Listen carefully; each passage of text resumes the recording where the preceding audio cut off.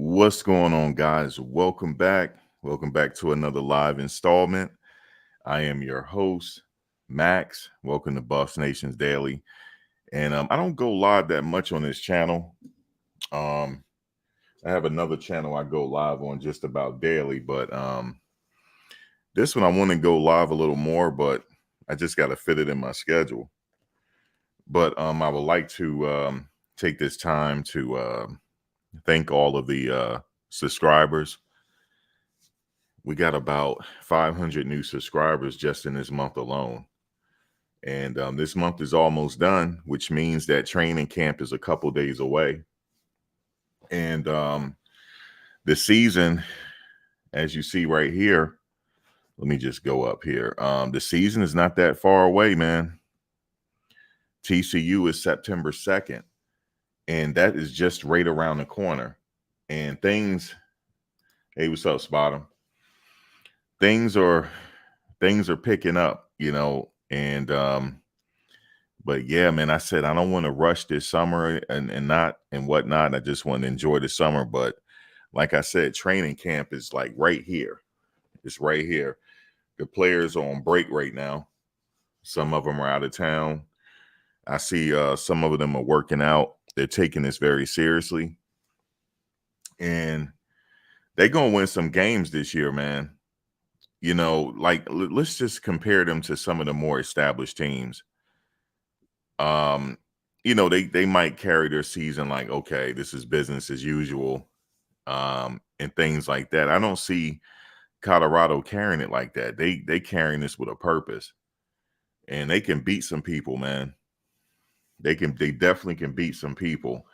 And I'm looking at this schedule here, and I don't like to give predictions or anything like that, but I'm going to go ahead and give some predictions here. All these games is winnable, all of them, every last one of them. The TCU game, I have them winning that game. Not only do I have them winning that game, I have them winning that game convincingly. I have them winning Nebraska game too. And that's their first home game, right? Yes, against Nebraska. I have them beating Nebraska. Now, a lot of these games may be close. And I like what I see with the Colorado secondary. And so they have a good secondary, so they're going to have a really good defense.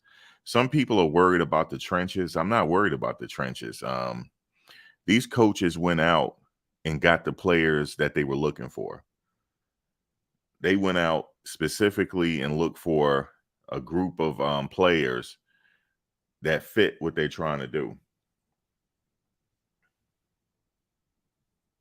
You said you don't think USC would give them a tough time. Yeah, I'm going to get to that game. I'm just going down the line. All of these games are winnable, man. I'm gonna tell you why, and I'm gonna get into sports psychology in a second. If they go into the season, right, spot them. If they go into the season and say, "Oh my God, okay, that USC game," then they already defeated. They have to look at it as just another. They got to first of all, they got to take it game by game, right, and just and start checking them off. That's it, week by week. Yeah, USC is big and they're tough. They got a lot of talent on that team, but so do we. And they have to look at it like that. They got to look at it like, say if I'm an offensive lineman, right? Yes, I'm playing USC, but I'm playing that man in front of me. My job is to dominate that man in front of me and not let him get to my quarterback. That's my only job.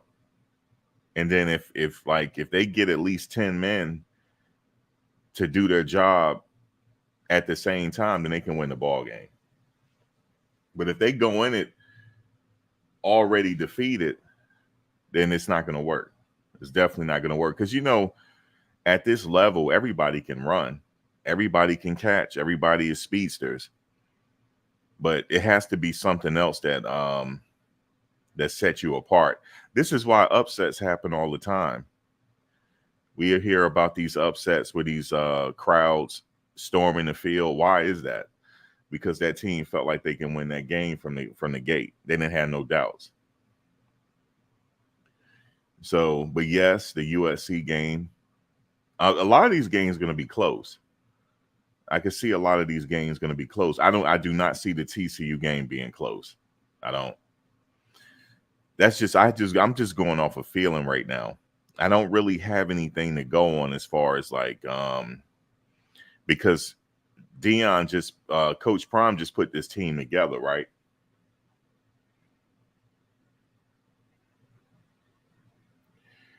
The thing is, he just put this team together. So we don't have any historical data to go off of with this team right now. So I just have to go on what I'm feeling. I have to go on. I know people are saying, they're not giving him no credit because of what he did at Jackson State. I'm like, okay, they're not giving him no credit because that wasn't the Power Five. But out of the gate, when he was at Jackson State, they lost 4 games.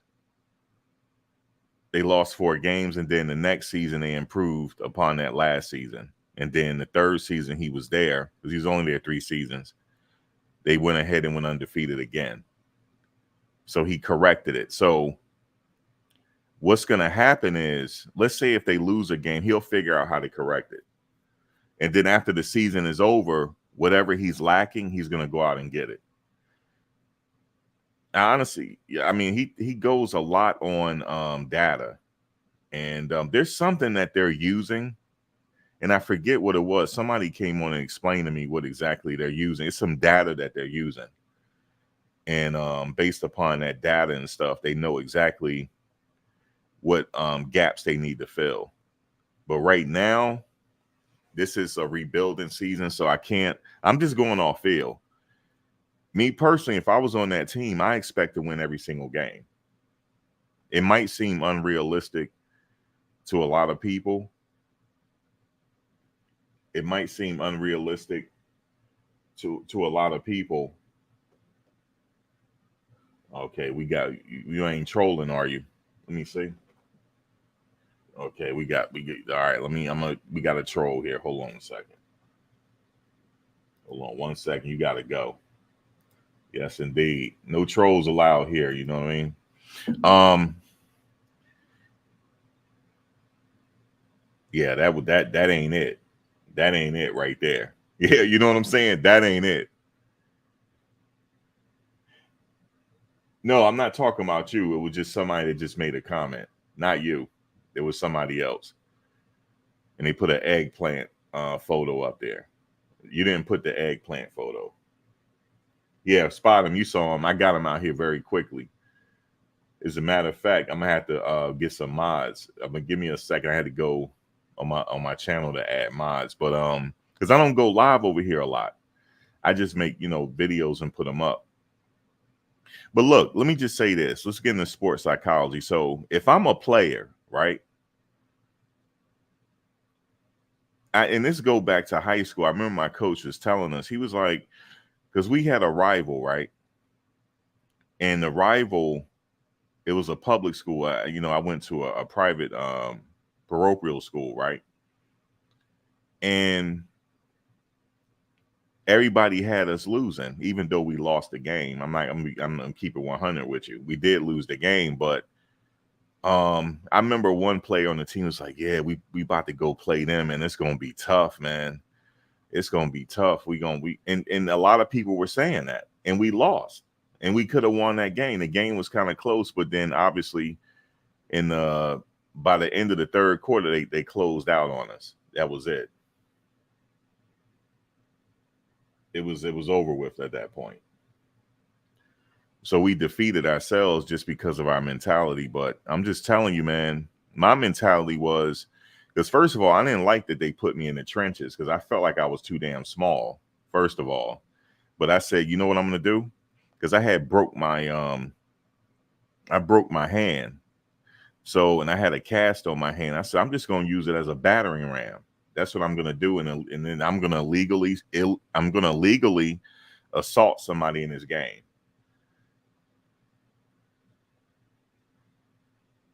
Oh yeah, we definitely got trolls up in here. Hold on 1 second.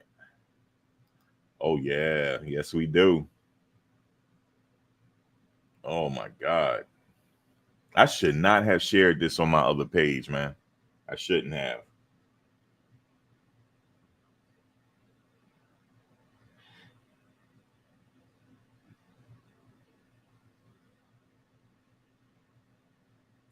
Yeah, I heard about that. The league he started back in the day. He wins everywhere he goes, but like I said, I'm getting back to the sports psychology. Like my thing was that person. Well, they had me as a tight end, but I'm in the trenches. I still had to block. My thing was I'm just going to go ahead and use my cast as a battering ram because I couldn't stay in the game. I was only in the game to block, and then they take me out. So like when I'm in there, I'm just going to assault somebody. That's just my mentality. But you got to have that mentality. You got to like, so what? I'm playing USC. So what? I'm getting ready to dominate that man in front of me. And if they got that mentality, they can beat anybody because they got the talent on the team. It's just a mental thing at that point. What's up, Knowledge? We got some troll. We had some trolls up in here. Flacco's thighs came up in here. I said, "Oh man, they found me." The troll. See, I can't. They won't let me live on here, man. They won't let me live. You see, but hey, what's going on, Rashia? So I'm gonna tell you right now. So we went to TCU. I said they're gonna beat this TCU team. I'm just sorry. Nebraska, they're gonna beat Nebraska. That's the first game at home. Colorado State, they're gonna beat them. Oregon is gonna be close, but they're gonna beat them. They're gonna beat them. Now USC, they can beat USC too. God damn it, they can beat USC too. All right, but it'll be close. But they have to literally dominate every single play. It had to be 60 minutes of hell. They can beat USC. They can beat Arizona. I know y'all like, damn, is they gonna go undefeated? In my mentality, yeah, why not? Why can't they go undefeated? Why can't they beat Arizona State? They're gonna beat Stanford. UCLA, that's in Pasadena. Of course, they're going to beat UCLA. They're going to beat Oregon State. They're going to beat Arizona. They can beat Washington State, and they can beat the brakes off Utah. So they're undefeated going to the Pac-12 championship. There, you heard it here. Y'all heard it. Y'all heard it here. Y'all heard it here. So that's just what it is. But am I being realistic? No. But I'm just saying, if I'm a player, yeah, I'm beating the brakes off everybody. You know why? If you got a bunch of players on that team with chips on their shoulders, they're going to beat the brakes off people. That's it. Yeah, let me mod some people up because this is ridiculous. I know who it is, but that person's not going to get a reaction out of me. Let me see here. I know who it is, Jack. Let me go to my channel.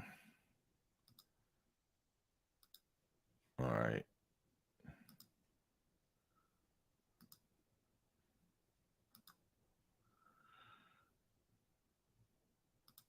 All right, there you go. Knowledge. Yeah, they out of pocket, but they're not getting a reaction out of me. Let me see. Let me add you to Spot. Yeah, they sitting over here.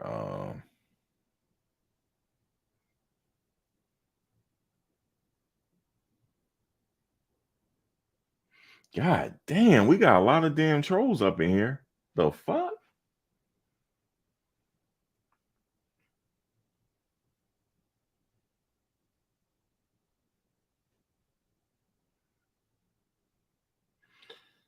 All right, here we go.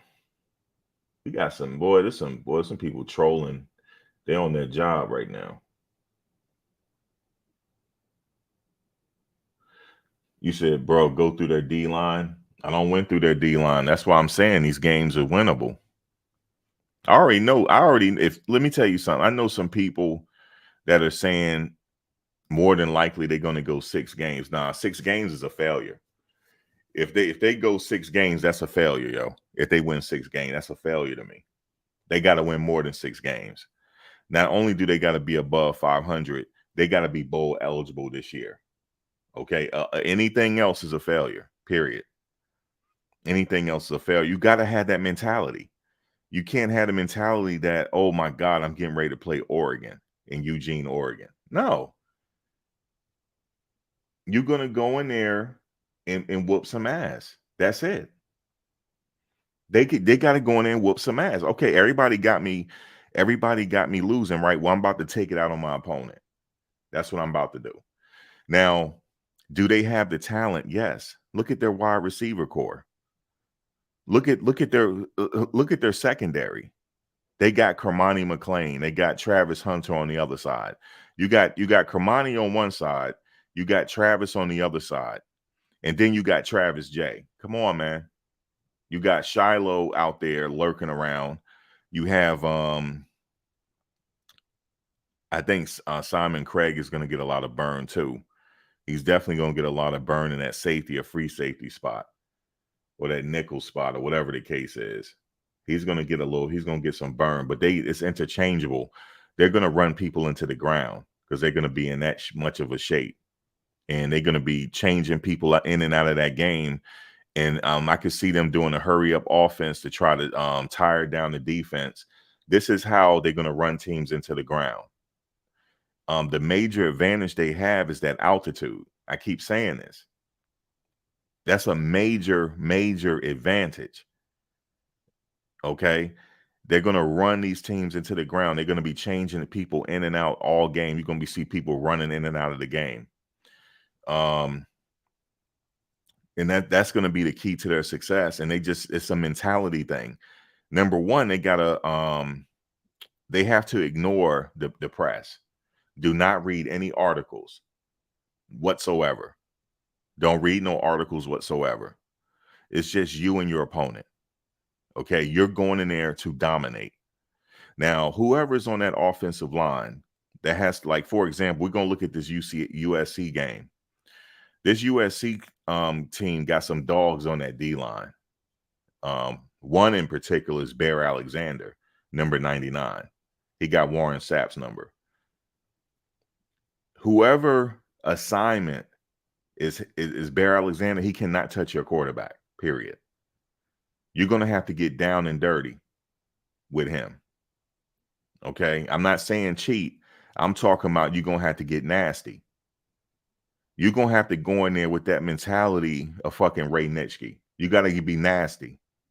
I don't give a damn if it's blood on my uniform. We got to get nasty, period. You're not touching my quarterback. You're not doing it. Even if I got to take a penalty early on in that game, you're not touching my quarterback, man. You got to have that mentality. Whoever the rushers are, you got to have that Lawrence Taylor mentality. You gotta be relentless, like Warren Sapp was. You got to be relentless, and you're gonna win some ball games. That's it. Yeah, Bear Alexander. Bear. I mean, his first name is not. That's his nickname, but he transferred from Georgia onto USC. He's a dog now. He's a dog, and but I honestly think if Rock gets the start on that offensive line, he'll be able to take care of Bear. He'll be able to take care of him with no problem. We definitely got some. I like what I see in the offensive line now, and wait till them pads come on. They're gonna look a lot better. Wait till those pads come on and they start hitting in camp. Then you're gonna see a different offensive line when those pads come on. And we're getting ready to see that within the training camp is getting ready to start. I don't think they're gonna rock the pads right away, but maybe they will. But when they start live hitting, it's gonna be a lot different.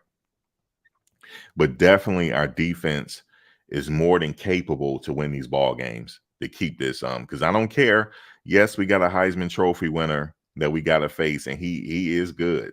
Yes, he is.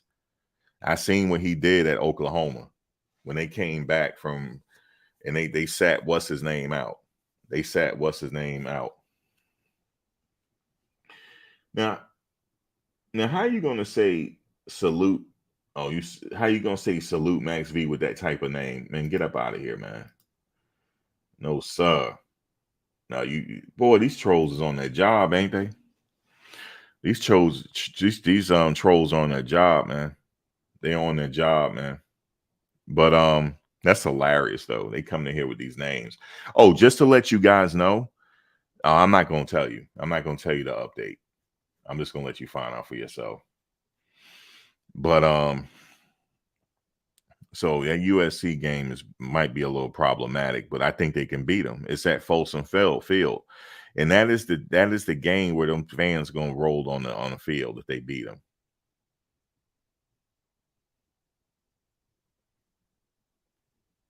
So yeah, he will be able to have to hold Bear Alexander for at least 2 to 3 seconds. Rock can do that, and then if Shador has to get on his bike, he'll do it.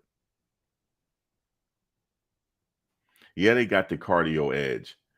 And they're gonna be, like I said, that's what they play a fast style offense, and they're gonna run people into the ground. That's their advantage. And running up them stadium steps, oh man, that's a major advantage. Let me tell you something. I wouldn't have them run too much up the stairs with them shoulder pads on, but yeah, I'll make them do it with the damn outfit, the pads on. Run them stairs real quick. You don't have to run them all like maybe twice. I have them do it twice just for that conditioning, and they'll be ready, man. Whoever is conditioned the most has the edge. But obviously, at this stage of the game, everybody's conditioned, right? It comes down to who want it more. That's what it comes down to. Who is relentless on that D line, like a Warren Sapp. You go watch Warren Sapp old film when he was at the University of Miami. Dude, he was relentless. So it was a fight every play. He was relentless. He was relentless. That's what they got to have. And I think Shane Coates, he wears number 99, right? Hey, Shane, now you wearing number 99. You got to be ready. You wearing number 99. I hope you know what that 99. I hope Warren Sapp come to a camp. I hope he stopped by. I hope he stopped by at one of the camps. And I would love to see him because he stopped by when Coach Prime was at Jackson State. I would like to see Warren Sapp come by and talk to him. But yeah, man, they just got to play like they ain't got nothing to lose, and they out there to whoop some tail, and they're gonna win, man. You know, a lot of coaches were talking bad about this whole roster overhaul thing. Maybe it hasn't been done at this level, which it has been actually. Um, See, usually, I don't know, coaches they don't move people like that amount of people like that at once. But hey, he felt like it had to be done. And one reason why he said it had to be done is because when he met with the team the first time, their position rooms, when he was meeting with them, meeting with every position, some of them had their radio on and they're on their cell phone. That's how I knew they weren't going to be on the team. Just that alone. So yeah, you must believe you can win. Just like I went down the schedule. Oh, they can win all of them like that. Now, this first game against TCU, all eyes are going to be on them. They're going to be on Fox. The stage is set. I cannot wait for them to take center stage, man. I'm telling you, see, Coach Prime, the way he be talking to him and having those pep talk, that gets into your psyche. He going to have them ready, man. That's how it was at Jackson State, man. They had this swag about him, like nobody could beat him. You know, they going to have that same mentality. And that's enough to win right there. Ain't nobody tell me they can't. I heard somebody say, I give them 6 games. No, I'm not giving them 6 games. That's a failure. I'm not giving them 6 games. What you mean 6? No, I want them to run the table. That's how, see, you got to set the bar high. Maybe you'll get somewhere close to it. That's how it is in life. Like, you got to set the bar high. And then you might meet somewhere close to it. And then the next year you improve upon that. You don't come in and say, nah, We'll do 4 games. Nah, that's a failure. What do you mean we do 4 games? Not with listen, we got about 3 or 4 people, maybe 5 people on that team that can run 4.3 speed, man. Huh? You got a kid on that team right now. He's gonna be a true freshman because he's gonna play. Somebody say, oh, he might get red. No, he's not getting red shirted. Not he running 4.3. You got to put him out there. Whether you throw that ball to him in the flat and just let him go crazy. And then you got Alton McCaskill. You didn't see what he did at his last team? You know what I'm saying? Sitting up there looking like Adrian Peterson. No, they're going to win, man. They're going to win some ball games, man. I'm telling you. They're going to win some ball games. See, that's why people are salty. See, because they thought, okay, yeah, he'll come in, bring Shedeur. That's fine. Let him bring Shedeur. That's fine. Let him bring Shiloh. That's fine. And a few others. And keep the rest of the team intact. Bullshit. Nah, he came in and said, y'all got to go. Y'all got to go, man. I'm bringing my people in. Y'all got to go. You know what that team remind me of? It don't even remind me of a Pac. It remind me of like a Florida team. That's what it remind me of. Man, he got some Florida dogs up in there, man. You trying to tell me Travis J not going to be a problem? Oh, he going to be a problem. Alton McCaskill going to be a problem. Yes, he is. He going to be a problem. And I believe he's healthy. I know people say, oh, I don't know if he's going to be. Nah, he healthy. He's healthy. He going to be ready. But see, use the criticism as fuel. No, they got to ignore it. They can't look at the criticism. They can't read it. Act like these so-called experts and media do not exist. The only thing that exists is me and my opponent, that man in front of me. That's it. You don't think Javon Antonio going to catch some passes this year? Yes, he is. That man every bit is 6'4". And here's something I looked at about Cormani. Did he grow or something? He looked like he's almost 6'4". I think he has grown. Now, they listed him at 6'2". Nah, he's not 6'2". I think he's about 6'3". And guess what's scary about it? He's not finished growing. He's gonna fill in. He's a little skinny, but he's gonna fill in. I'm not worried about him being skinny because at that level, Nnamdi Asomugha, he was skinny too. And he was a straight beast. But he was skinny. He was on the skinnier side. So I'm not worried about that. His technique is there. He has the technique already. He's what you call a 5-star. He can come in and play right now. So I'm not worried about him. Travis J is a dog. I'm not worried about him. I'm not worried about Travis Hunter. Because some people say, well, we got to see what they're going to do at this level. Listen, the Power 5 was already recruiting them at that level already. For those that don't know, Shedeur could have went to Alabama, but he chose to go play with his dad. He had Alabama recruiting him. You see what I'm saying? So, and the rest of these guys, they had all of the schools in the SEC and other power conferences recruiting them. So I'm not worried about them. And the rest of them, they're there as a second chance. They're there to prove themselves. And they're going to do very well, man. It's just them against their opponent. Yeah, Caleb Mathis he can run routes like nobody's business.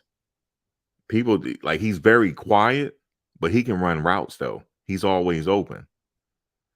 So there's a lot. They have so many combinations of weapons they can use. And I'm not even, Xavier Weaver. This is his last season, so he feel like he got really prove himself. So he gonna really go out there and try to do something. Then you have Jimmy Horn. He's pretty fast. Yeah, man, they ready to go, man. They ready to go. And like I said, Alton McCaskill. I mean, shit. Did you see him last season? What he was doing? I believe he's healthy though. He's healthy. And then you got Kavosiey Smoke. Then you got what's his name from Jackson State? Then they got the speedster, the freshman that's got 4.3 speed. I mean, Jesus, they got a lot of weapons. Yeah, Sauce Gardner is skinny. He's wiry skinny though. See, I know Sauce Gardner. I'm a Jets fan. So I'm not worried about I'm not worried about them being skinny. They will. Kermani McLean got some growing to do, but he has long arms and he's tall. Because I thought he was like 6'1", 6'2". No, he about 6'3", man. Definitely about 6'3". He has grown. And Willie Gaines is fast too. And look what Willie Gaines did when he was at Jackson State, catching all them big passes. Man, they loaded, man, and Shedeur is not afraid to let that thing rip. So that's what's gonna happen, man. I'm telling you, all these games are winnable. Oh my God, they're playing USC, the Heisman Trophy winner. Listen, if they go in a game and think like that, they're not gonna win. If I'm a defensive end, you know what I want to say? If I'm the defensive end, as soon as I line up and on that 3-point stance, I'm looking at the offensive line and I say, I want to apologize to you in advance. Excuse me, sir. Let me shake your hand. I want to apologize to you in advance because we getting ready to fight. That's what's gonna happen. It's gonna be a fight. We get 60 minutes of hell. That's what I'm gonna say to him. I apologize in advance, but me and your quarterback need to meet each other, and I'm gonna put him on his damn wallet. It's gonna be hard to do because he can get on his bike. I've seen him now. He can get on his bike, but I got some safeties back there that are dogs too. So let him go ahead and get on his bike. I got Mr. Headache Gang over there that's looking to lay some leather on somebody. So that's the mentality. You said, is Shedeur Sanders better than Bo Nix or Cam? Which Cam? Cam Rising or the other Cam?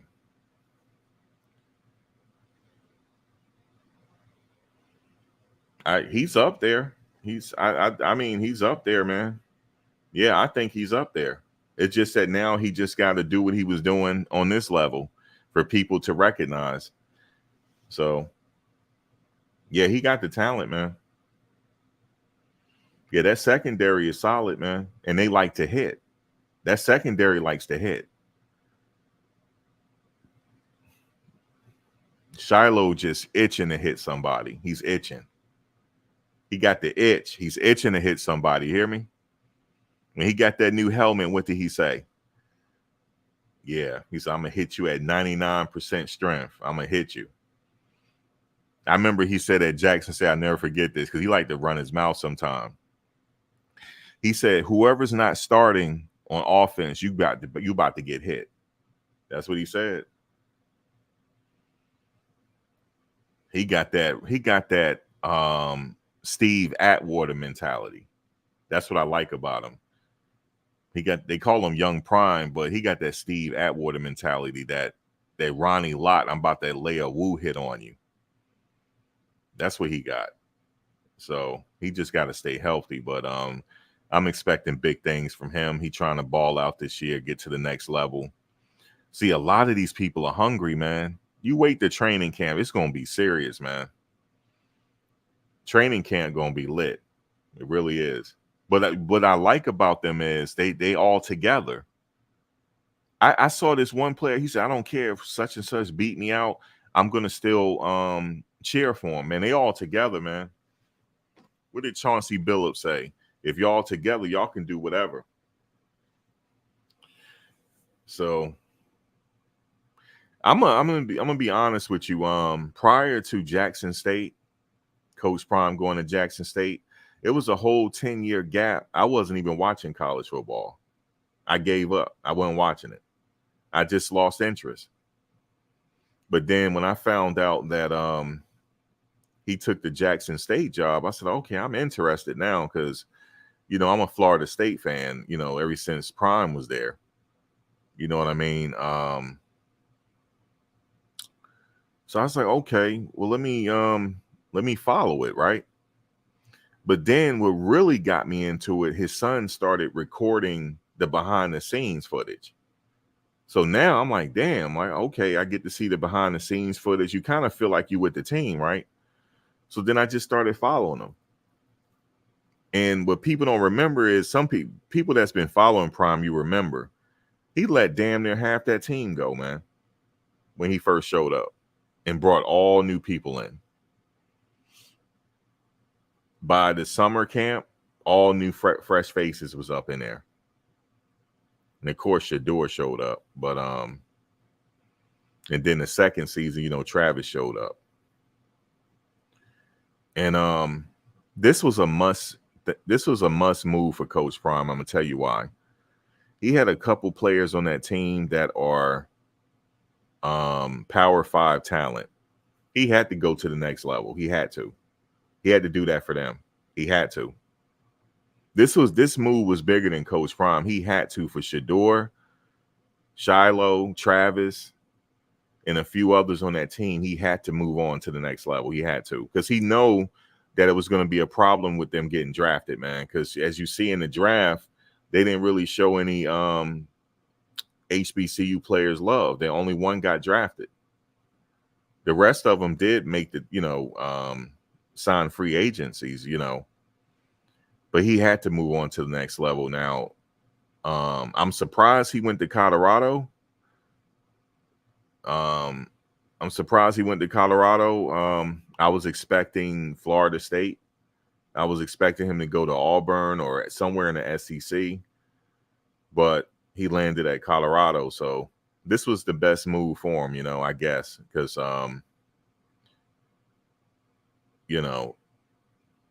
Florida State was it, but he didn't get Florida State. They didn't, I don't think they reached out to him. I don't know. But that would have been big because that was his that's where he played. But Colorado was the perfect fit, though, I think. And he's going to do a lot of things there, him and the coaching staff. And that's what it's going to be, man. I'm expecting him to win every damn game, man. Every single game, I'm expecting them to win. You got to set the bar high to get somewhere close. You just have to. At least for them players, that's how they got to be thinking, and that's how Shedeur is thinking. That's how he's thinking. I'm not nervous. Like, I just want to go out there and play. He's itching to play now. So. Yeah, half that team. That's why people saying, "Oh, he was beating up on HBCU players with Power 5 players." That they did say that. They did. A lot of those players did go on to other teams. One of his offensive linemen went to TCU. One of the offensive linemen that was at Jackson State, he's at TCU now. And we had other players. One went to Auburn. They went all over the place. And we landed a few. Even our damn kicker was a 5-star kicker. Y'all knew that? Mata was a 5-star coming out of high school.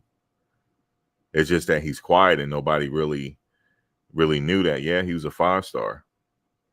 He didn't miss not a field goal. I mean, he did get 2 blocked at Jackson State, but as far as him kicking, he never missed it. So that's going to be exciting too, because they got a kicking battle there too.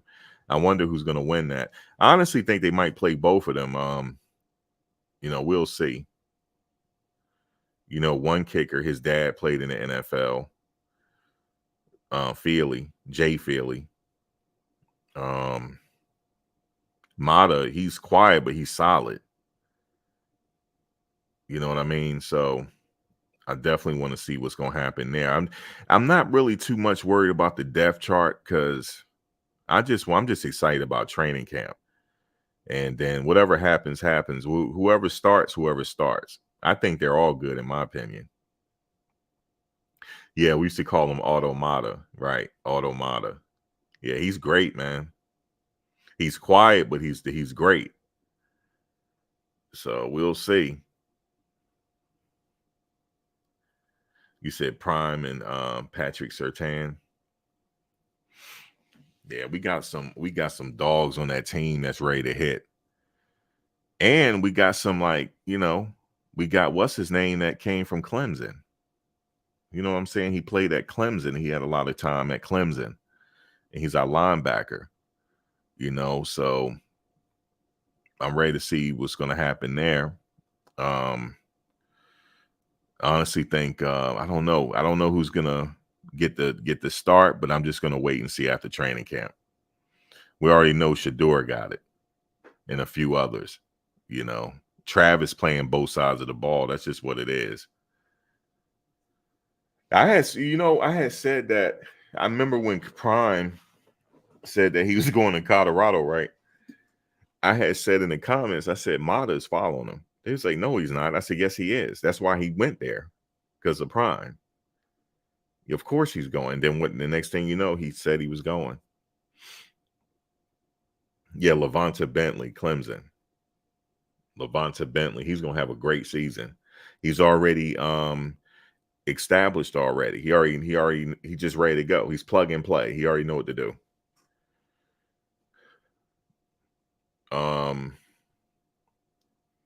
Now they talk about you got some players on that team that didn't get no burn on their other team, right?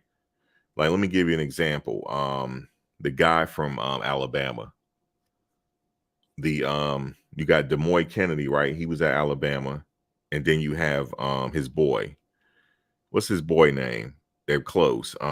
He's the CB. What is his name? Jaquez. Jaquez, right?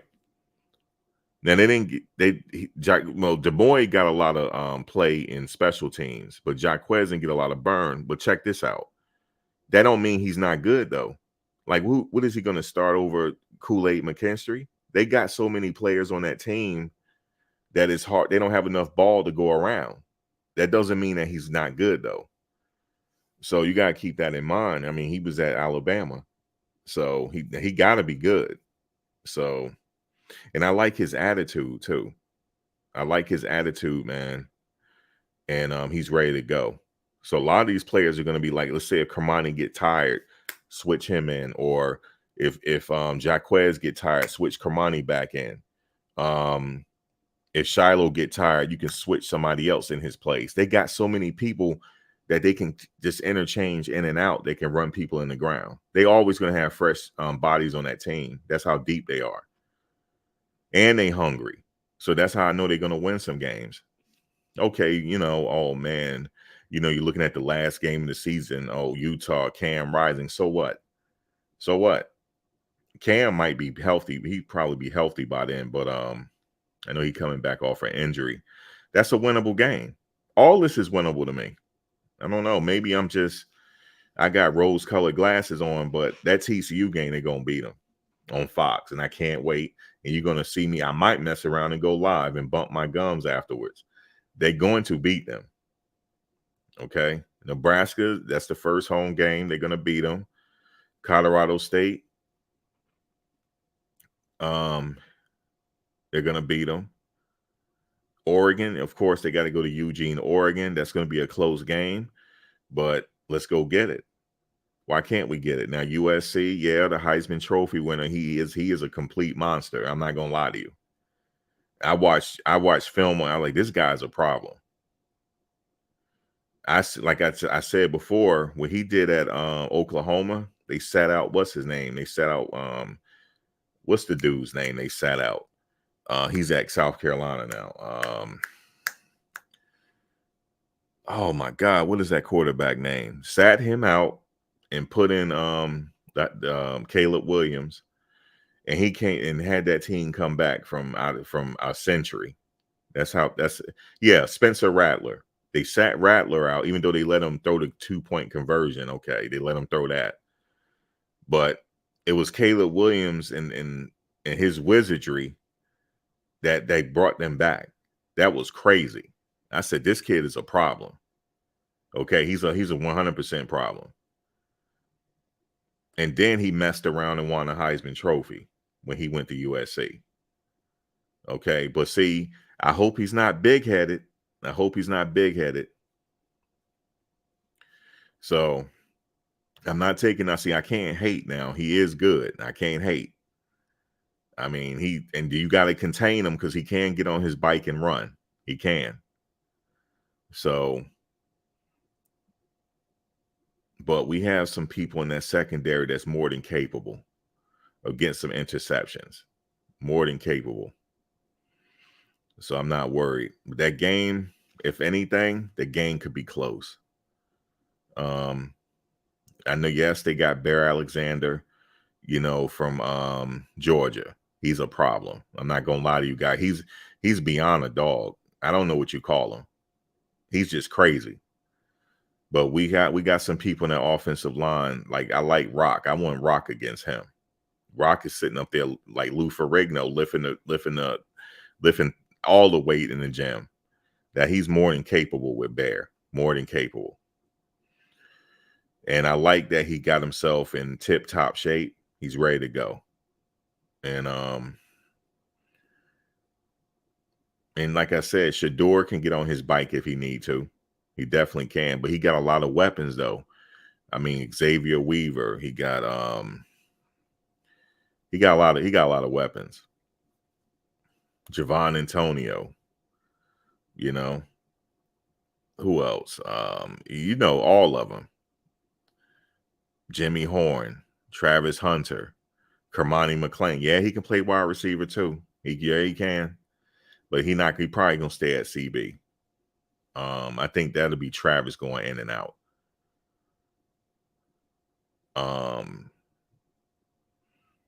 He got the speedster, throw the what's his name in the flat and let that 4.3 speed give people problems.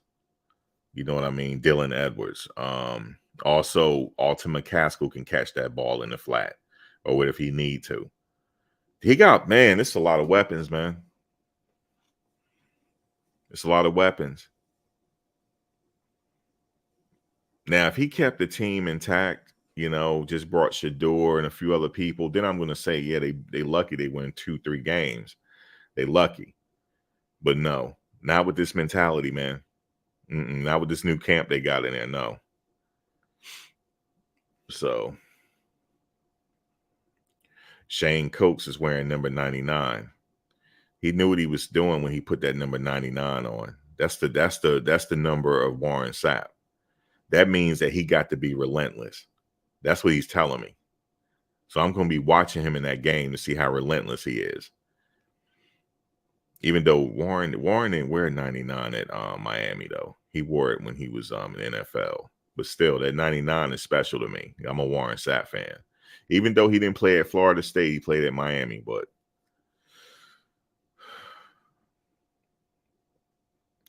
that Miami team was a problem. I remember that year. I wasn't a Miami fan, but they were a problem. They had him on the team. He beat out The Rock for that position. And they moved The Rock over. I think he had got hurt, the wrestler The Rock. And then they had Rohan Marley, Bob Marley's son, as a linebacker. And they had Ray Lewis on that defense. All on the same team. And Warren Sapp in the trenches. That was a hell of a game. So I see a lot of promise with this Colorado team, man. I can't wait, man. You said Horn and Weaver averaging 15 yards a catch. Man, that speed, man. Shedeur likes to spread the ball around. He has good vision. He likes to spread that ball around. And he's like a Zen master in that pocket. He's dangerous. And they know it. The conference know he's dangerous. They know they know what they got. He just need the protection. And he got it because they're gonna be ready. They ready. They ready, man. They got a big 6'10" left tackle that got his back. That man is 6'10", yo. And he got a different mentality now. He just know he a dog. He can see it. I don't know what coach been saying to him. He's not the same player. I can tell by the way he be talking. He's not the same player. I can't wait to see him in that game. I can't wait. I can't wait for them to run out there in that tunnel and Coach Prime doing his dance. You know how he do before he go out? Oh, I can't wait, man. I can't wait. He's a different type of coach. Ain't no coach like him. There's no coach in college football like him, man. Not with that. Because he relate to young people. There's not too many coaches like that.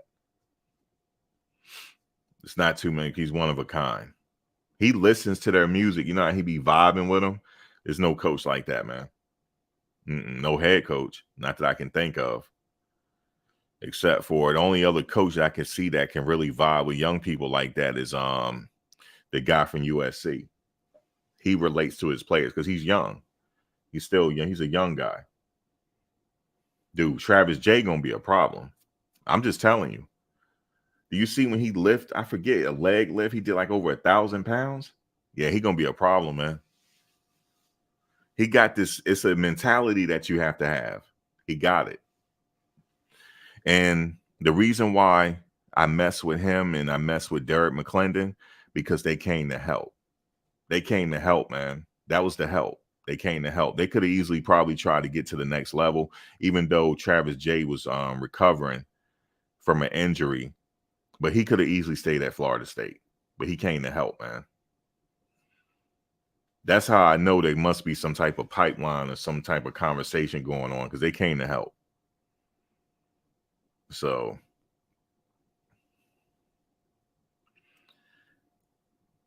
yeah, that team is going to be relentless on that line.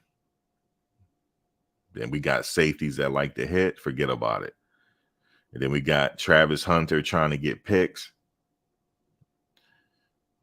See what I call him the kid, Kamani. See what he do. I call him the kid. He's ready though. So he gonna get a lot of burn. So, but we just loaded at that position, man. You know Travis J got to be out there. What did Coach Prime say to him in practice that time? They had shared some pleasantries, right? And then he was like, "Yeah, I'm coming back, Coach. I'm gonna be ready." He said, "You better." He said, "Look back at him." He said, "You better." That's how I knew.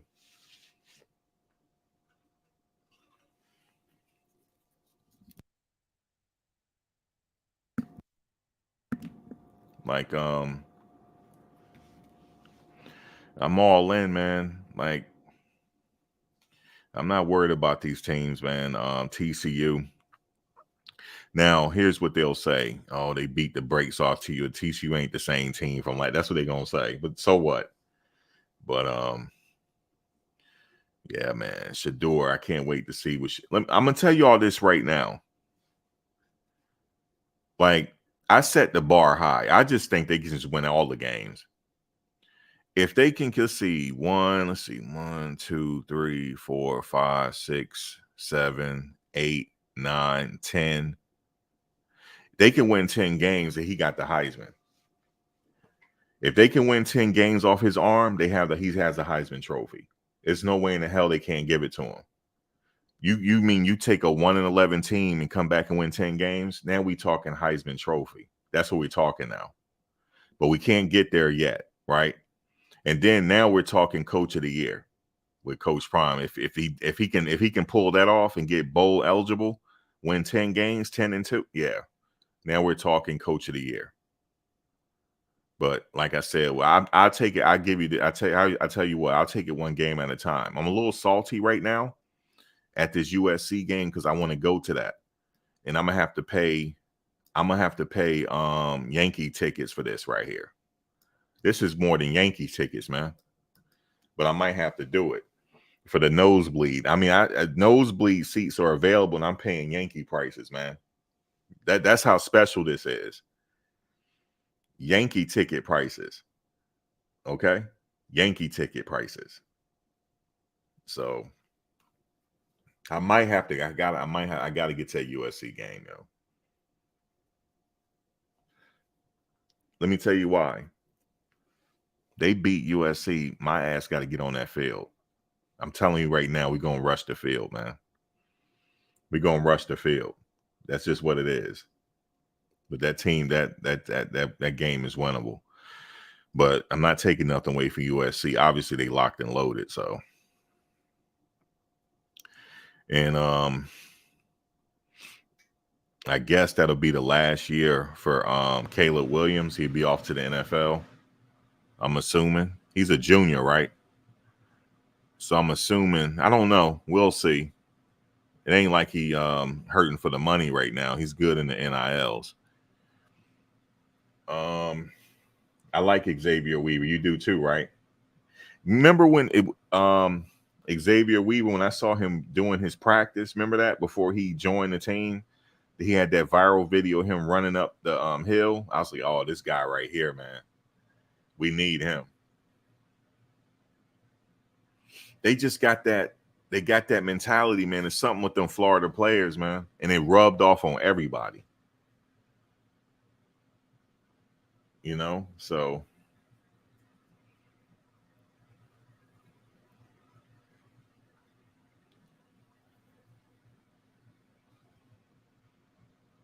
and he said this is last year before the next level, so he want to ball out. So Shedeur gonna get it to him. Trust me. That's one thing about Shedeur. If you open, he got you. So just got to protect him. If he got to get on his bike and run and make something happen, he can do that. Oh, Alton McCaskill. Oh, yeah, man. I saw his highlights. I was like, man. And it takes a lot of people to bring him down. He's physical, too. I like what I see in him. I'm not worried about him. And guess what? We got so many backs to back him up. They just come on out. He get tired. We go ahead and bring Smoke in. He get tired. You know, Dylan got that speed. It's just going to be a problem, man. Imagine this. Shedeur steps out into the pocket. I mean, step out into the shotgun. Have Alton on his right and have Smoker Edwards on his left. Oh, my God, it's going to be a problem. Golly. You got Xavier Weaver to his left. You got Jimmy Horn in one slot. Then Travis just don't came in. The defense ain't going to know what to do. You got all these players. Then Travis don't came in. Then you got Edwards in here to his left. Who is he going to give it to? And you know he like to use his tight ends too. Man, y'all, I'm telling you, man, this ain't the same team. I know it seemed like I'm hyping them up, but I just know.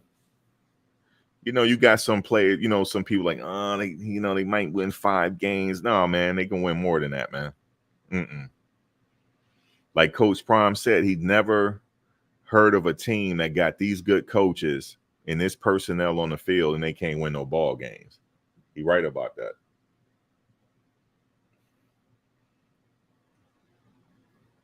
Oh, my God. Washington.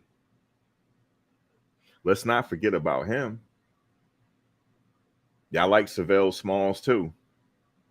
I like him, too. I think he's going to be out there. It's going to be a lot. I mean, who going to be out there? They got so many people. You got Chance Maine. He like the Hulk in the gym. He going to be a problem on that field. He get on that field. Golly, they got so many people, man. And you know the Bishop. Every team got to have a Bishop. You know the Bishop is ready.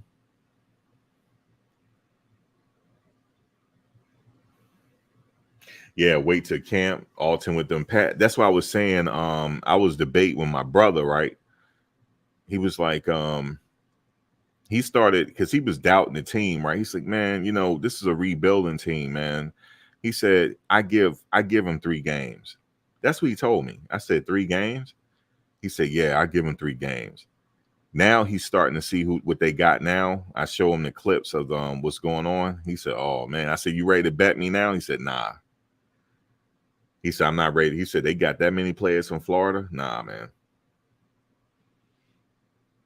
You like Omarion Miller? I like him too.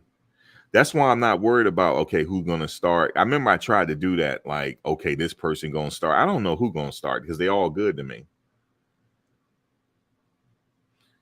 Yeah, he just a sophomore, man. And he got that mentality. You see how he be acting? He got that mentality for the trenches. Man, I'm ready, man. No, he's not a freshman. I think he's a sophomore.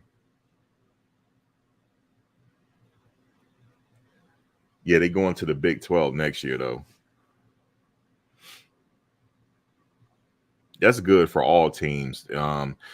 See, that Big 12 move, you know, was Colorado sitting here playing chess because that Big 12 move, they have a lot of momentum, you know, when Coach Prime came in and everything like that.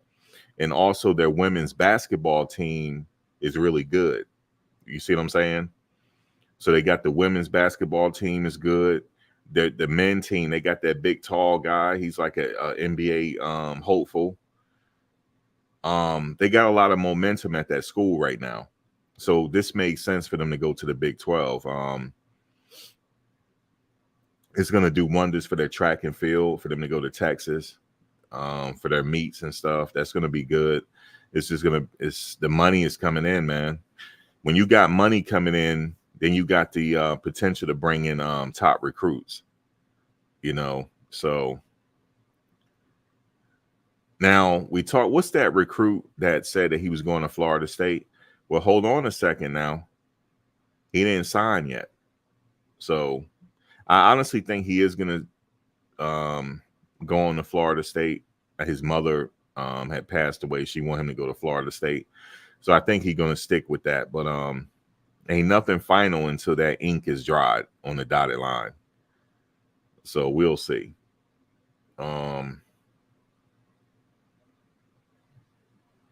You said Javon Antonio going to lead the team in catches. I'm not arguing with you.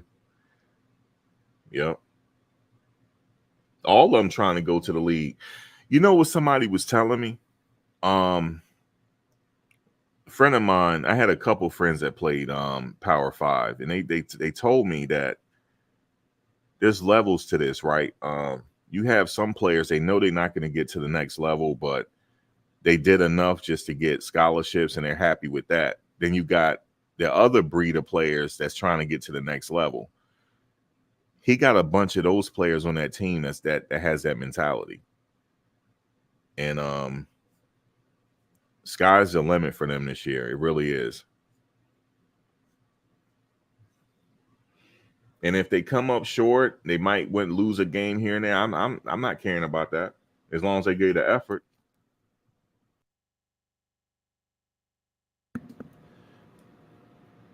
As long as they kept the game close. So, but I'm telling you right now, if they run the table, you're not going to hear the last of my mouth. I'm just telling you right now. You're not going to hear the last of it, man. You're not going to hear the last of it. You got some people that just waiting for them to lose. You know how it is. But it comes with the territory, though, you know. All eyes on them. You got a 1-11 team last year. Now they're the talk of the college football world. Everybody, they're the biggest show in town right now. Yep. What difference a year makes, man. But they got the momentum. The Big 12 is in the future. So that's going to change the landscape of stuff. USC is also leaving the Pac-12 as well, right? So the Pac-12 is taking a hit. Isn't UCLA leaving too? So I know that they said a lot of teams applied to come to the Pac-12. So we'll see. We'll see what they bring in. But I'm not obviously this is the last year I'm going to be following the Pac-12. So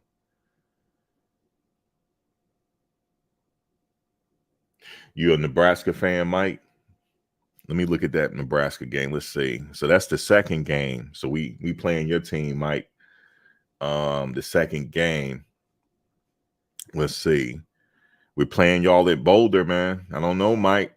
He said, you said altitude ain't no problem. Okay.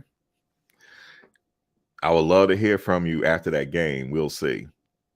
So that Nebraska game, 10 a.m. Mountain Time. I can't wait for that September 9th.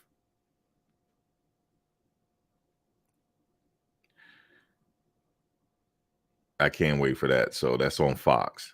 So they go back to back on Fox. And then the third game they're on ESPN.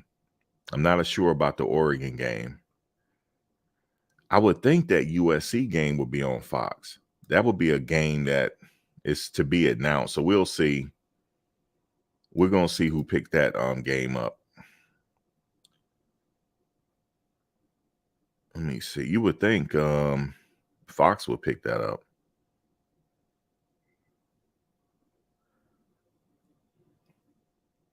Yeah, we're going to see. Yeah, we got some other fans up in here. That's fine. You got to be ready for, that's your team. You got to go hard for your team.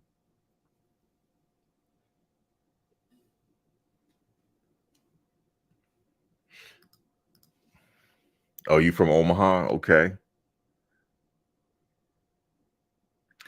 Now, Nebraska. Let me see. Let me go back for a second. I remember I remember back in the day, I followed all the Nebraska teams. I mean, excuse me, all the Nebraska games. That's when they had Tommy Frazier. You back remember the Tommy Frazier days? Oh my God. Man, Tommy Frazier. Tommy Frazier was a dog. You hear me? Tommy Frazier, yo. Look at Tommy Frazier highlights. He was a complete dog, man. I followed all of their games, but Tommy Frazier, um, I think he went on to play in Canada for a little bit. He had a stint in Canada. He had some blood clot issues. He had a problem with blood clots, and that kind of held him up. Even though he was an option type of quarterback, he could have played at the next level. He could have threw in the pocket, but the blood clot issues sidelined him. Even though I think he played in Canada for a little bit. But yeah, man, I remember Nebraska back in the day with Tommy Frazier, man. He was like one of the greatest shows on turf. He was like the Michael Vick before Michael Vick. And my God, Michael Vick. I remember because I'm out here in Virginia. And when I moved out, I remember Michael Vick, man. I had moved out here. Michael Vick, I never forget it. It was, let me see, what bowl game was that? That was the Sugar Bowl. That was in New Orleans, right? He almost beat them by himself. Yeah, and Lawrence Phillips. Lawrence Phillips was in Nebraska. I remember that. He got in a lot of trouble. It's just his story was tragic. It's tragic. But he had a crazy upbringing.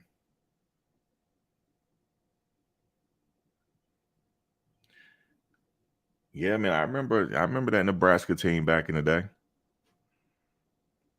Should I go far back with USC with what's his name on the team? God, what was that wide receiver name? Oh man, he's an analyst now. Fuck, what was his name?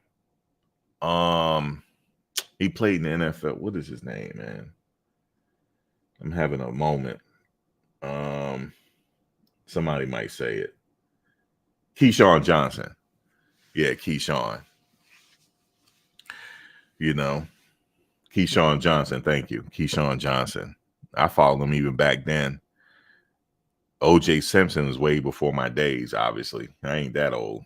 You know, you know what I'm saying. I followed them through the Reggie Bush era. You know what I mean? That year, I followed them. Um, Matt Leinart, and Reggie Bush. I followed them, so I had some teams I just be looking at. I've always been a Florida State fan, but now that Prime is up there, this is a pretty historic year because he's the first HBCU coach to come to the Power Five. I don't think he's going to be the last. I'm looking at what's his name at Tennessee State. I think he'll make that jump eventually. Eddie George. Yeah, I think Eddie George will make that jump eventually. I like what he's doing out there. I like their facilities too. Um, it didn't work out quite for Ed Reed. I don't think Bethune Cookman, was it Bethune Cookman? I don't think that was the right spot for him. They needed a lot of work. He needs to go somewhere where they got some nice facilities. So that didn't work out for him, but this worked out for Coach Prime because Colorado gave him the keys, to do what he had to do. So this was the perfect fit for Coach Prime and the things that he wanted to do. And he brought some great coaches in. And Sal, I like Coach Sal, man. Wait till training camp start and you hear Coach Sal's mouth. I can't wait. Man, I'll love for him to chew me out just one time, man. I would love to play for them, man. He's an old school coach. His son coached too. I believe in the NFL.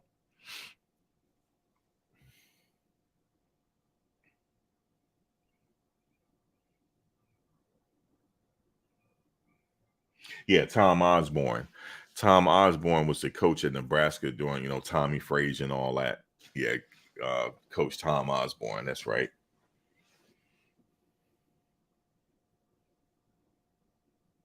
Oh, you said you in Arkansas right now? You and the family went to JSU and TC versus TCU.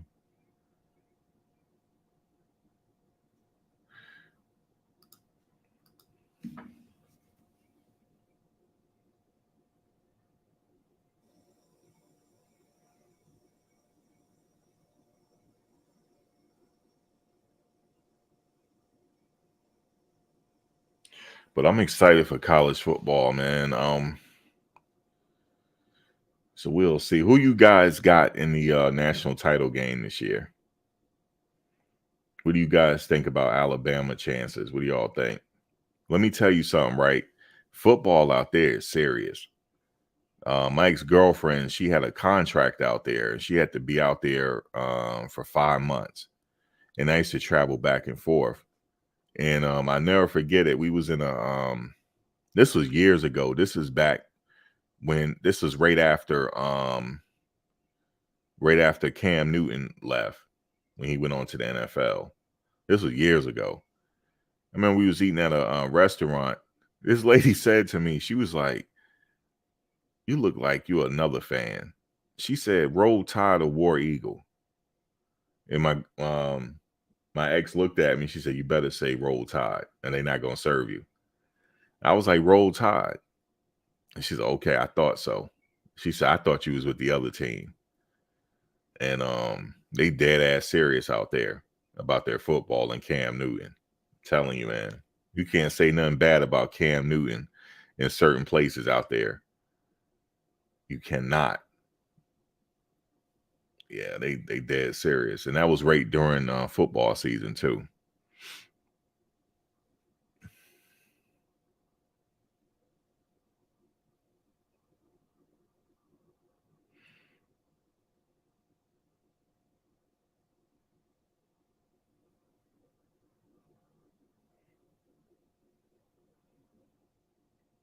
You said y'all had the wrong coach. He failed the NFL. Did he just take over at Nebraska or what? How long has he been at Nebraska? Y'all got a new coach?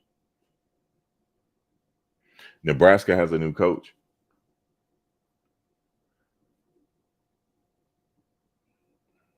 He might do well. I mean, some, um, like Coach Saban, I think he's better with college. I would not want to see him in the NFL. It's a difference. College, he's better. He's the GOAT in college. First year coach, we'll see what happens. First year coach, always first year coaches, like the first year is always like it's always like it's a project. You don't know. Like right with Coach Prime, everything is just, even though with him, I think they're gonna do something. This the mentality, but it is the first year. The second year, they can fine tune what they were missing the first year. So it's always a project. It's always, you don't know. So if it's his first year at Nebraska, we'll see. What kind of pickups did they do at Nebraska? Who did he bring with him? Did he pick up a lot of recruits? What did he do at his for his recruiting? Because the recruiting is important, and it takes a little couple years for them to finally get that the team they want on the field. It's like a lot of fine tuning and tweaking and stuff from what people tell me. This is just, I know some people that I had talked to that were, coaches. They said it takes a couple years. So we'll see what he does in Nebraska. It's a learning curve. There's a lot of things going on. Oh, Liz, you found me over here. It's a learning curve. So, you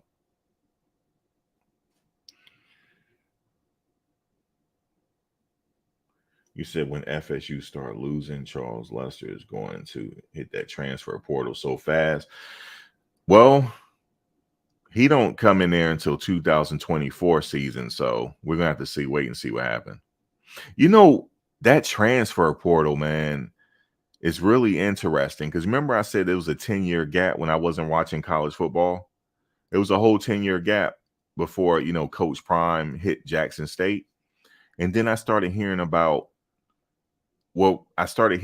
this transfer portal. And then I started hearing about these NIL deals. And I was like, man, you mean the players get paid now? And I thought that was the best thing because these colleges make a ton off these players. I'm like, at least let them monetize their YouTube and get an opportunity to get some brand deals at least. It helps out. It also gives them the incentive to stay in school, and build their skill set as opposed to leaving school too early. Because Travis Hunter, he's a sophomore. I see him coming back for his junior season. Well, he's going to come back his junior season. I can see him staying all the way to his senior season. But we're going to see what happens this season. But there's no rush, to go try to make that money. They're making it now for some of them. Like Caleb Williams at USC, he already got his bag. He just, even though I think he's probably going to leave after this season. We're just going to see what happens this season, what he does. You said Lester, he's about NIL right now, not NFL. Well, what do you think about that? Let me ask you guys this. What do you guys think about the NIL? Do you think it's hurting the game? Or the reason why I say that is because you remember when that story came out and Coach Prime kind of confirmed it. He said when he announced he was going to Colorado, the teams jumped on Travis Hunter again.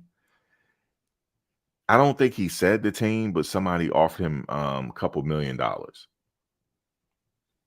Like, look, you come with us, we'll get you a couple of $1 million in endorsement deals, or we'll get you a couple $1 million here.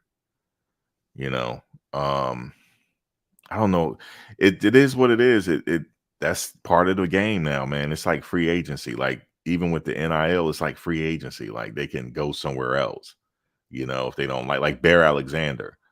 He hit the transfer portal. Then everybody was talking, oh my God, where is he going? Then he decided to go to USC. Even though he already made his bag already. He already had the NIL money, but there was something about Lincoln Riley. He said he wanted to go to USC. So I don't blame him for going out west. So you believe there should be a limited cap space with NIL deals? You said the NIL didn't hurt Prime. They offered Travis $5 million. Did they really offer him $5 million? Wow. Travis is a different type of kid, man. He's a good kid. You ever see his vlogs and stuff? He's a good kid, man. He fish. Every time on his off season, I see him fishing and stuff. He's a good kid, man. He really wanted to play for Prime. That's what it was. He wanted to get some seasoning from someone at that position that is considered the gold standard at that position at cornerback.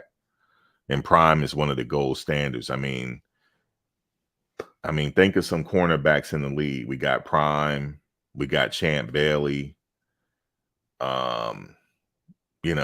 He's the gold standard.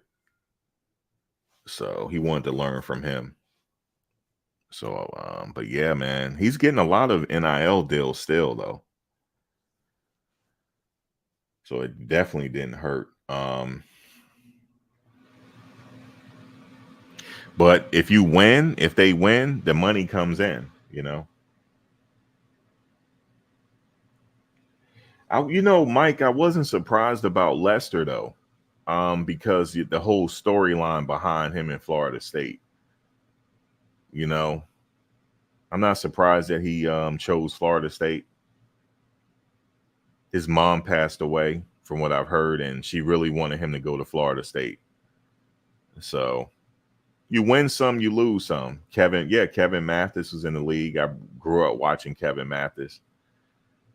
So he got a lot of NFL experience. So Travis is fine. Carmani is fine. All the other players are fine. But Lester, I mean, I'm not surprised, you know. You win some, you lose some, you know.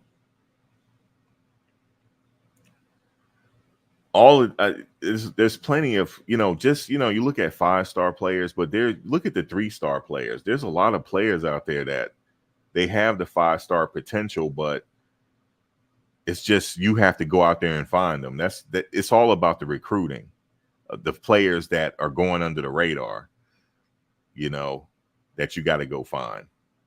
That puts you over the edge, you know. Everybody finds Alabama, you know.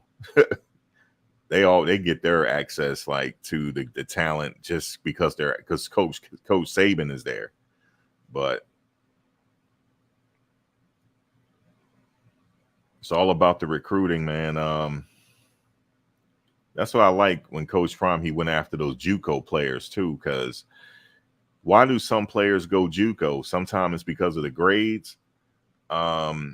It could be injuries in senior year and junior and senior in high school. You could have had some injuries. There's a lot of reasons why players go JUCO. Grades is a big thing. They got to get their grades up. They need a little bit more, one more year of seasoning, stuff like that. You can find some gems in the JUCO though.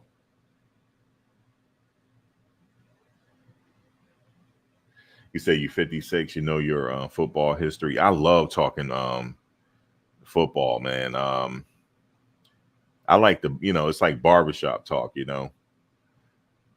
I mean, we used to get to arguing because, you know, I'm a Jets fan. So I get ragged on a lot, you know, like last time we won, I wasn't even born, you know. They always say that to me, you know, Joe Namath. But yeah, man, the Jets. I like our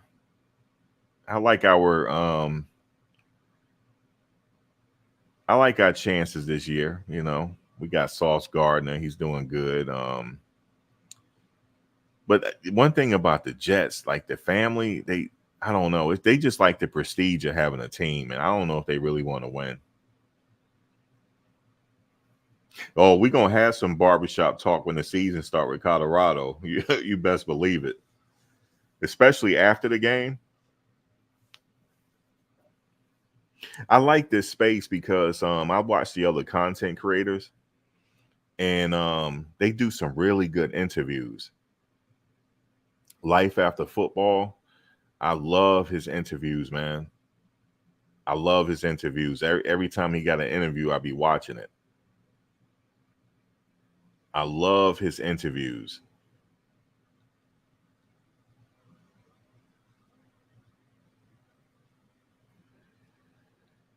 And he interviewed quite a bit of people on the Colorado team so far. And so, yeah, always check out his interviews. Just type in life and football. You said is Coach Prime the best coach in the Pac-12? He definitely got the potential to be. Definitely do. After this season, we'll talk about rankings after this season. We got to have some data to go on. We'll have to, after this season, they'll rank him properly. But he has to be up there just because of his resume and the things he know. Speaking of that, right? You got to think of it, right? He knows how to win. He knows exactly what he needs to win. I mean, he played at the highest level, so he knows. He knows his football. So we just got to give him a season for them to rank him properly or give him a season or two. But he knows how to win.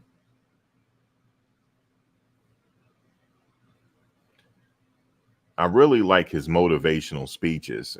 And you'll wait till the season, so you'll start to hear him. Bucky will be playing clips of it. He really goes in. So training's camp. So let's look at the schedule. His coaching staff, they all have the experience. Yeah, his coaching staff is everything, man. Coach Sal was at Alabama for a while. The defensive coordinator was at Alabama for a while. He's been places. The tight end coach has coached some tight ends in the NFL right now. He got a hell of a coaching staff.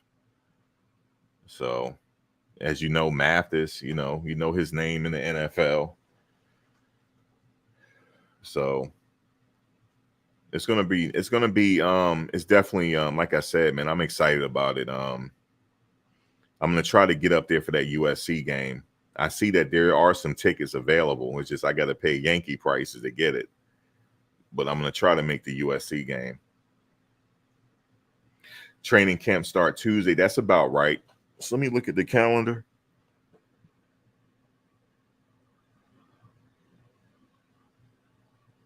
Tuesday is about right. August 2nd.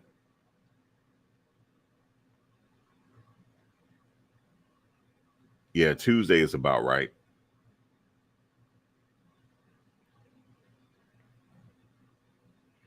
And September 2nd is the first game. Yep, that's about right. Training camp is here, man. It's going to be a different situation. We got a chance to see Coach Prime a little bit, how he coaches in the spring. The summer he was hands off. You know, they just can't really be with the players like that. But training camp is going to be a different beast.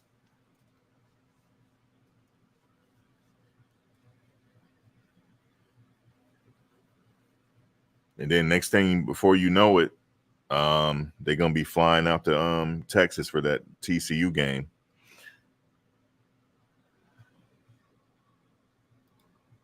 Yeah, in the first game, I gotta look. The first game is Nebraska's that first home game.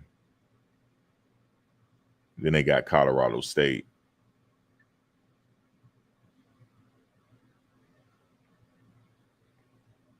I'm interested in this Oregon game because they got a couple players that was with Colorado last season that's at Oregon now. So I want to see what they do.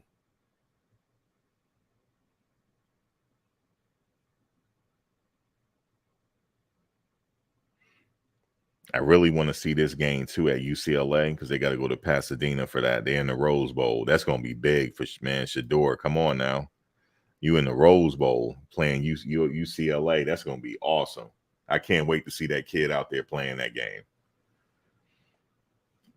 I can't wait to see the first game, to be honest with you. It's going to be one hell of a ride, and I'm waiting for it.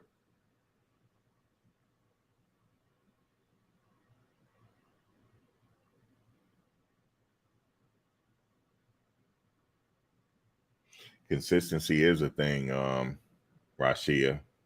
And yeah, like you said, you gotta have people in your corner willing to fight for you.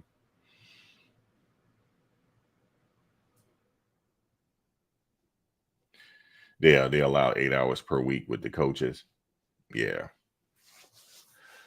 Yeah, they had to fine tune that and change that schedule. So speaking of USC, that was something else about LeBron James' son, wasn't it? They haven't officially made a statement yet as far as his status. They said when they're ready, they're going to talk about it. And that kind of hits close to home with me. In high school, I played football. And I remember my junior season, they found something like with my heart. But the coach was like, the doctor said, I think you can play. I think you're going to be good. Then I had to go through an EKG and all that stuff. And it was a mess. And then right after my senior season, I was trying to figure out what I'm going to do as far as playing. I didn't think NFL or anything. I just wanted to play, The doctor said, no, I don't think they're going to allow you to do it. And, at the time, they had just lost Reggie Lewis from the Boston Celtics. And it was like, you have an arrhythmia issue. And I don't think they're going to let you play. And that's what happened. And come to find out, I went to see another doctor and he was like, no, this self-corrected itself. You could play. Ain't that some shit? That was 3 years later. So at that point, I ain't had the desire to play anymore. And then, so they lost Reggie Lewis. Prior to that, it was Hank Gathers. I remember Conrad McCray that used to play at Syracuse. He had a problem. He passed away. Pistol Pete Maravich passed away like that. So all this is in the back of my head. Pistol Pete, he didn't pay, he had already since retired. He passed away, believe it or not, he passed away in Pasadena playing a pickup game. Pistol Pete Maravich. He had a heart arrhythmia, something like that. And that, all that stuff was in the back of my mind. I was like, I can't play anymore, man. It was a mental thing at that point. So, but what's promising for him is that he was released so soon. He was out of the intensive care very soon, and then they let him go.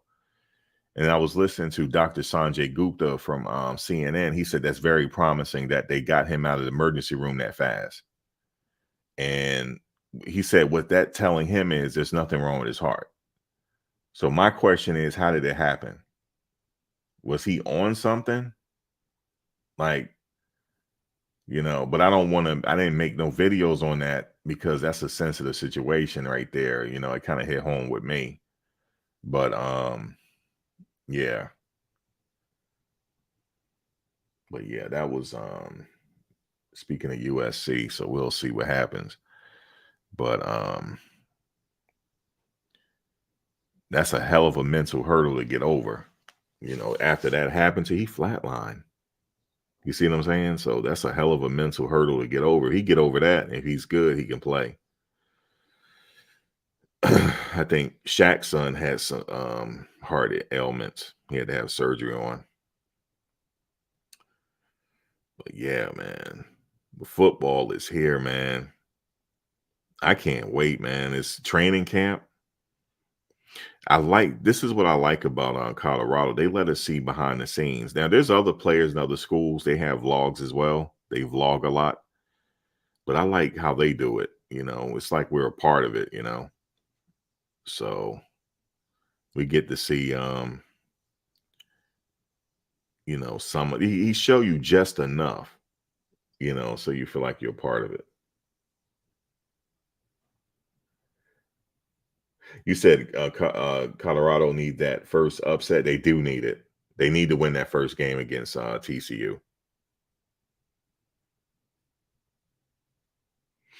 Yeah, Mike, they need to win that, to get some type of momentum. And then if Nebraska win their first game, that second game going to be a barn burner. I want to then that second make that second game even more easier. Both teams are 1-0. Yeah. That's going to be really good. And it's going to be on Fox too. So we'll be able to watch on local TV. That is going to be, like I said, that TCU game, all eyes going to be on them. And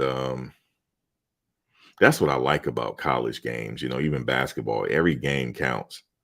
Just the fans, the atmosphere. I love it. It's not like the pros, the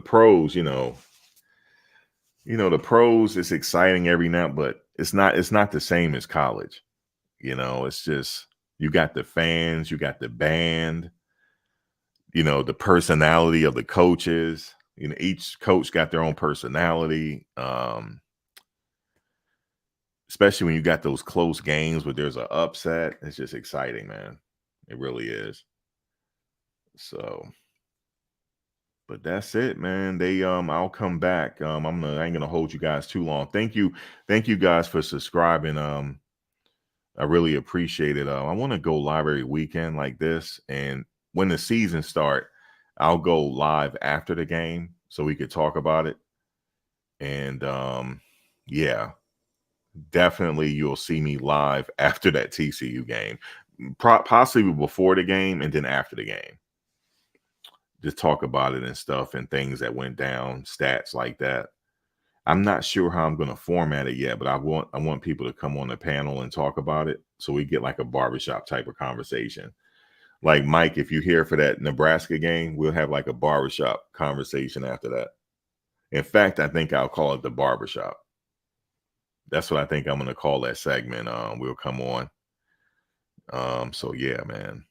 It's gonna be all them games is pretty much sold out. They still got a few tickets left.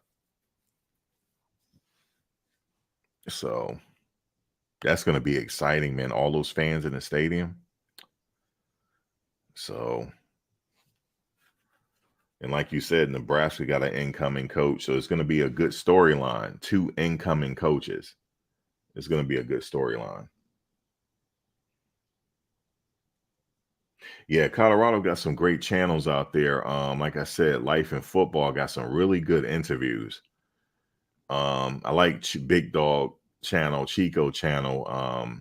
He breaks down, he break down the positions and stuff like that. So you get that perspective when he break down the positions. I like when he do that. He analyzed the training and stuff. So I like that. He do interviews as well. I want to go to the USC game. There are still some tickets available.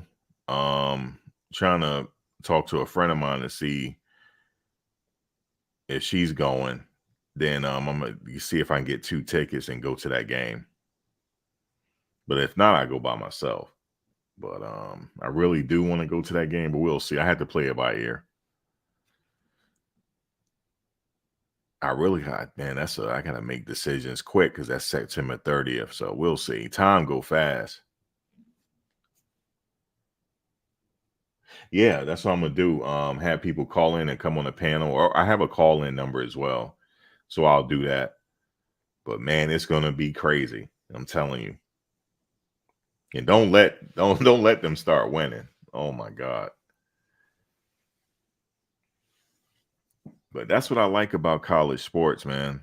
I'm following all the teams. Their women basketball team is good. The women's basketball team is good. The men, they're improving. They got a few players on there that I'm watching. They're really good. Yeah, it's going to be an exciting year for their sports because they headed on to the Big 12. So,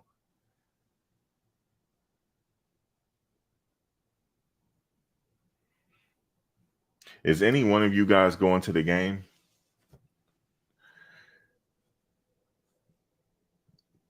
That's going to be exciting, man. Folsom Field is nice.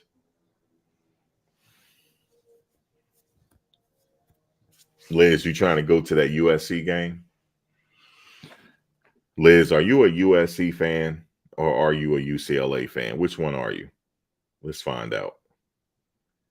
I think you are a UCLA. Let me see. What are you? UCLA? I think you a USC fan. Are you a USC fan? Because you right there. You'll be at the T. Oh, nice. You gonna be at the TCU game? Oh, that's nice, man. That's nice.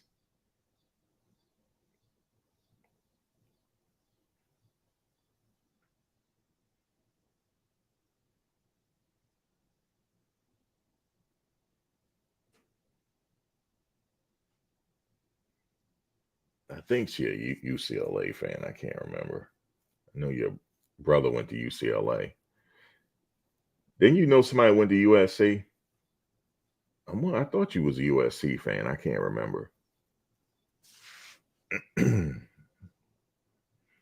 But nice, you'll be at the Mike. Are you going to any games? Are you going to any of the Nebraska games or now out here where I live? I go to a lot of the UVA games, University of Virginia, the University of Richmond is close to me. What else? Those are the games I usually go. Oh, you're a Bruins. I thought so. You're a Bruins fan. Okay, so Liz, they got to play UCLA. You know what? Let me think about this. I might have to go to that UCLA game in Pasadena. I'm gonna have to play it by ear. I got friends out there, so we're gonna see. One of these games I got to get to. So that UCLA game is attractive as well. That USC game is very attractive.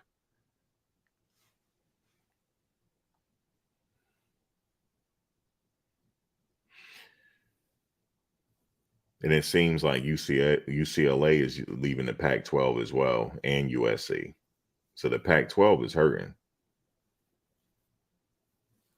But anyway, guys, that is it for me. I ain't gonna hold you too long. Thank you for coming in. I definitely would go live maybe next weekend or sometime during the week. We'll see if something big come up. You say your sister lives in Roanoke. Yeah, the games I go out to here is UVA games, UVA or University of Richmond. And University of Richmond, they improved their facilities a lot, so it's really nice. That game is really nice to go to. I'm literally from the University of Richmond.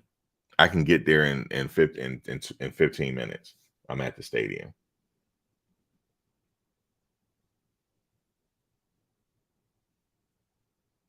Oh, USC.